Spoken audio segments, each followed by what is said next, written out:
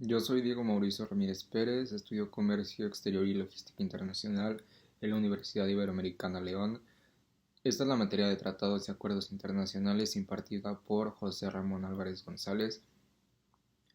Este video hablará sobre el Tratado de México con Japón.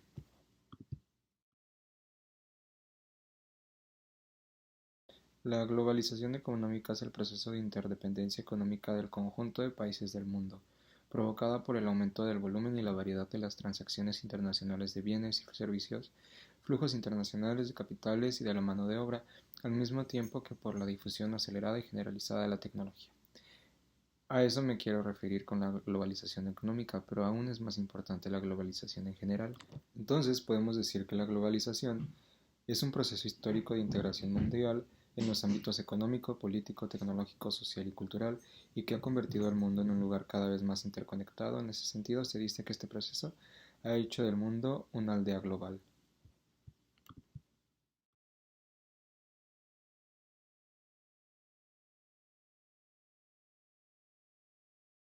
Aún siendo más preciso, podemos decir que la globalización es un proceso de interacción e integración entre la gente, las empresas y los gobiernos de diferentes naciones. Es un proceso en función del comercio y la inversión en el ámbito internacional, el cual cuenta con el respaldo de las tecnologías de información. Este proceso produce efectos en el medio ambiente, la cultura, los sistemas políticos, el desarrollo y la prosperidad económica, al igual que en el bienestar físico de los seres humanos que conforman las sociedades de todo el mundo. Pero bueno, la globalización no es algo nuevo. Durante miles de años la gente y posteriormente las empresas han venido comprando artículos de diferentes lugares, tal como ha sucedido con la célebre ruta de la seda a lo largo de la Asia Central y que conectó a China con Europa durante mucho tiempo, que se podría decir que fue la Edad Media. Asimismo, durante siglos la gente y las corporaciones han invertido en empresas de otros países para así poder generar ingresos en otras divisas que sea más conveniente para ellos. Con ello, puedo decir que los tratados son de suma importancia, ya que ayudan al crecimiento económico de cada nación, de la cual es importador o exportador, ya que se ocupa para importar insumos para la manufactura, para consumo interno, entre otras cosas, además de que son acuerdos legales entre las naciones que ayudan a facilitar relaciones de todo tipo entre ellas. Pero con ello tiene también un marco jurídico, que es sobre el derecho que se llama la Convención de Viena, que es el derecho de los tratados entre estados, ello sin menospreciar que los aspectos no cubiertos por la Convención y que siguen rigiéndose a través del derecho constitucional internacional, además de que se puede decir que este instrumento fue suscrito en Viena, en Austria, el 23 de mayo de 1969 y entró en vigor el 27 de enero de 1980, o sea, casi 20 años después, cuyo cuerpo normativo consta de 85 artículos y un anexo. Su objetivo ha sido codificar las normas constitucionarias de los tratados suscritos después de 1969 y establecer en base jurídica en materiales de suscripción de los tratados entre Estados. Bueno, no adelantándonos tanto al tema, el marco jurídico es el conjunto de leyes, reglas, legislaciones y cualquier otro instrumento con rango y de carácter legal que son utilizados de forma secuencial y coherente, las cuales una vez aplicados permiten sustentar todas las actuaciones y actividades en materia legal. Eso quiere decir que ayuda a tener un mayor control sobre los tratados y sobre todo lo que se quiera ver que esté dentro del marco jurídico. Además de que un tratado internacional es una norma jurídica de naturaleza internacional, vinculante y obligatoria para los estados que lo suscriben, normalmente escrita por sujetos de derecho internacional y que se encuentra regido por este, que, que puede constar de uno o varios instrumentos jurídicos, y siendo indiferente su denominación como acuerdo, implica siempre la concurrencia mínima de dos personas jurídicas o, en su defecto, de dos estados. Por ejemplo, los gobernantes de cada país se reúnen para ponerse de acuerdo con sus límites de países para no tener problemas con los territorios. Pero bueno, uno de los aspectos más importantes fue que México aprobó y firmó la Convención de Viena el 23 de mayo de 1969, siendo aprobada por el Senado el 29 de diciembre de 1972 y publicado en el Diario Oficial de la Federación el 14 de febrero de 1975. La naturaleza de este instrumento internacional significa que, siendo el derecho de una materia que evoluciona permanentemente, así como el contexto en que se aplica, existen lagunas jurídicas que solamente nuevos instrumentos como el señalado puede colmar anteriormente. La Convención de Viena de 1969 hacía referencia a los tratados entre estados, pero hoy en día nuevos sujetos han surgido en el ámbito internacional, los mismos que contemplaría la presente convención. La Convención de Viena de 1986 establecerá una normativa que permite que los estados y organizaciones internacionales puedan llevar a cabo acuerdos para lograr fines determinados en beneficio a sus ciudadanos y miembros. A pesar de que se ha señalado, dicha convención no entra en vigor en México. Se ha adherido a la misma, primero aprobándose y publicándose el 11 de septiembre de 1987 por el Senado de la República y posteriormente por el jefe de Estado mexicano el 11 de enero de 1988. Entonces, eso quiere decir que pasó mucho tiempo después de que México firmara para que entrara en vigor en nuestro país. Además de que México reafirma con ello que en su apego al derecho internacional y a los principios derivados de este para vincularse en otros estados y con las organizaciones internacionales. Además de hablando de que el marco jurídico en México la Constitución política es la norma suprema a que deben ajustarse todas las demás normas, incluyendo la Convención de Viena o Tratado de Tratados. Da conformidad con lo dispuesto en el artículo 133 de la Constitución. Las leyes federales y los tratados son ley suprema de la nación y tienen por tanto la misma jerarquía, además de establecer la jerarquía legislativa en el sistema jurídico mexicano. Esta disposición define el nivel en el cual deben de considerarse los tratados con respecto al resto de la normatividad, de ahí que en todo caso un tratado pueda modificar una ley federal, como lo señalan por ejemplo el Código Civil Federal, artículo 12, el Código Penal Federal, el artículo 6, el Código Fiscal de la Federación, artículo 1. La Constitución mexicana vigente hace referencia a los tratados o a convenciones internacionales en los artículos 5, 16, 76, fracción 1, 89, fracción 10, 104, fracción 1, 117, fracción 1 y 133. La celebración de un tratado se integra en nuestro derecho público interno por la concurrencia de dos voluntades, como son del presidente y del Senado, tomada la de este último por la mayoría de los votos de los presentes. El artículo 15 constitucional restringe las facultades del Poder Ejecutivo y del Senado para celebrar tratados. En cuanto al artículo 18, en su último párrafo, prevé la celebración de tratados para efecto de llevar a cabo el llamado intercambio internacional. Entonces, de igual manera, el artículo 89 constitucional habla de las facultades del presidente con respecto a la celebración de tratados. En cuanto al Senado, sus facultades se encuentran establecidas en el artículo 76, fracción 1. Por su parte, el artículo 117, en su fracción 1, dispone la prohibición de los estados para la celebración de tratados. Esta prohibición en las entidades federativas resulta congruente por la naturaleza jurídica del Estado federal mexicano, ya que los estados miembros carecen de personalidad jurídica para actuar los sujetos de derecho internacional. De acuerdo con nuestro sistema jurídico, el Ejecutivo Federal puede celebrar tratados internacionales. Tales tratados solo requieren la aprobación del Senado, sin que sea necesaria la intervención de otros órganos para que el presidente pueda ratificarlos o adherirse a ellos con el ámbito internacional. Como parte de la historia de la negociación de México con Japón, que es el tratado que yo elegí, fue el Tratado de Amistad, Comercio y Navegación entre México y Japón, que fue firmado en Washington el 30 de noviembre de 1888 por Mutsu y por Matías Romero. En junio de 1889 entró en vigor en ambos países. Entonces, con esto podemos ver que no es algo nuevo el comercio exterior de México con Japón, sino que ya tiene mucho tiempo. La relación de México con Japón son muy antiguas, se remontan al siglo XVI. Las más significativas empezaron en el último cuarto del siglo XIX, cuando ambos países emprendieron procesos de modernización similares. En las décadas de 1870 y 1888, México actualiza sus instituciones y desarrolla su economía después de más de medio siglo de inestabilidad política, económica y social, que siguió a su independencia. Mientras tanto, Japón estaba en proceso de formar una monarquía constitucional después de casi 250 años del régimen feudal del Shogunato Tokugawa, que mantuvo a Tokugawa. Entonces, podemos decir que la relación de México y Japón son muy antiguas, se remontan al siglo XVI. Las más significativas empezaron en el último cuarto del siglo XIX, cuando ambos países emprendieron procesos de modernización similares. En las décadas de 1870 y 1880, México actualiza sus instituciones y desarrolla su economía, después de más de medio siglo de inestabilidad política, económica y social, que siguió con su independencia.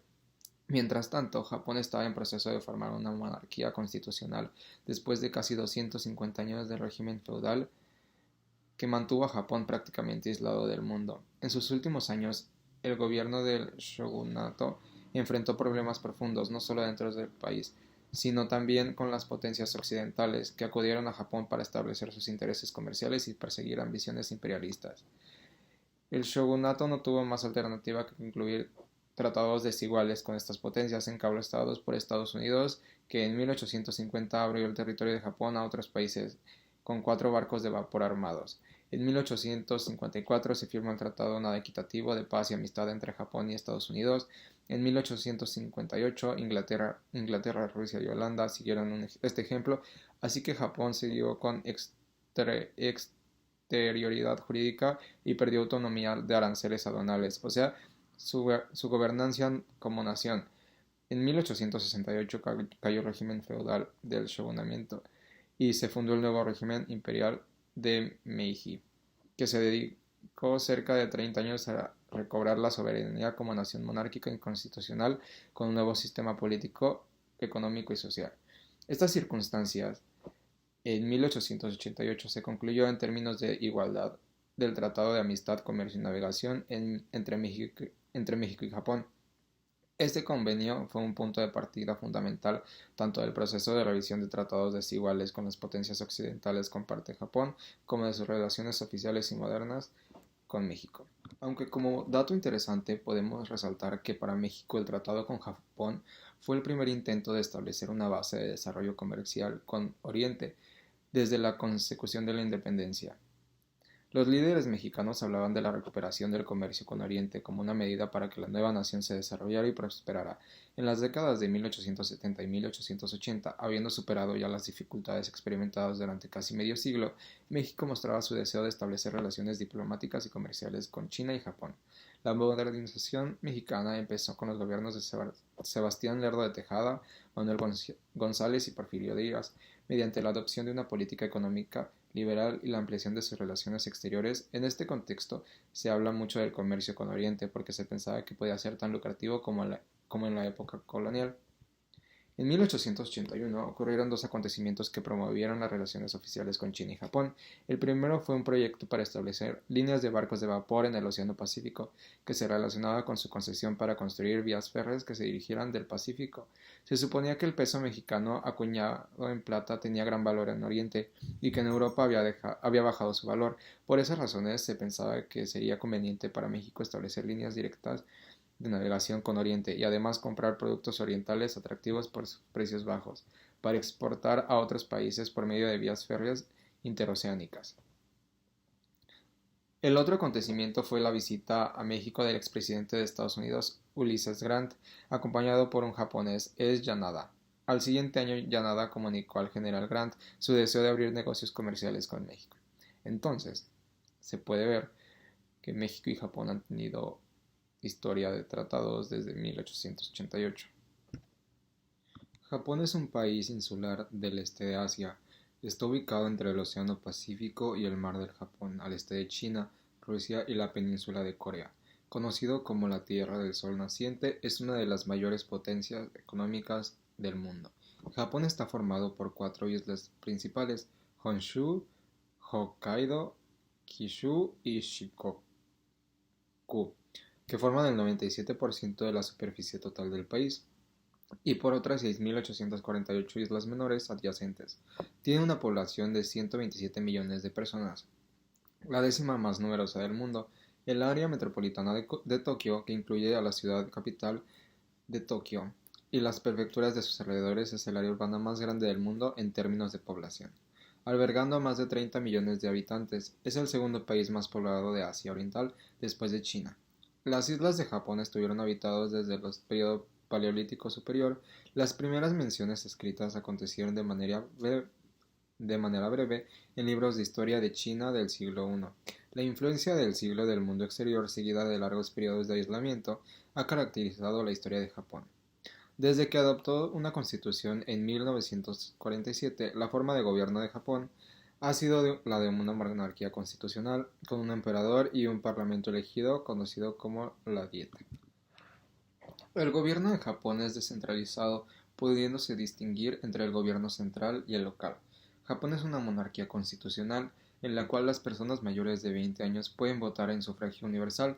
En la práctica es una democracia parcial o parlamentaria. El pueblo no vota a un presidente, sino a los miembros del parlamento, y estos, a su vez, votan por un primer ministro. De entre uno de ellos, el tiempo que un primer ministro permanece en su cargo depende de por cuánto tiempo pueda mantener el apoyo de la mayoría del parlamento, pudiendo durar muchos años o tan solo unos meses, a diferencia de otras democracias, como los Estados Unidos o Reino Unido, donde existen tres partidos fuertes que se alternan el poder.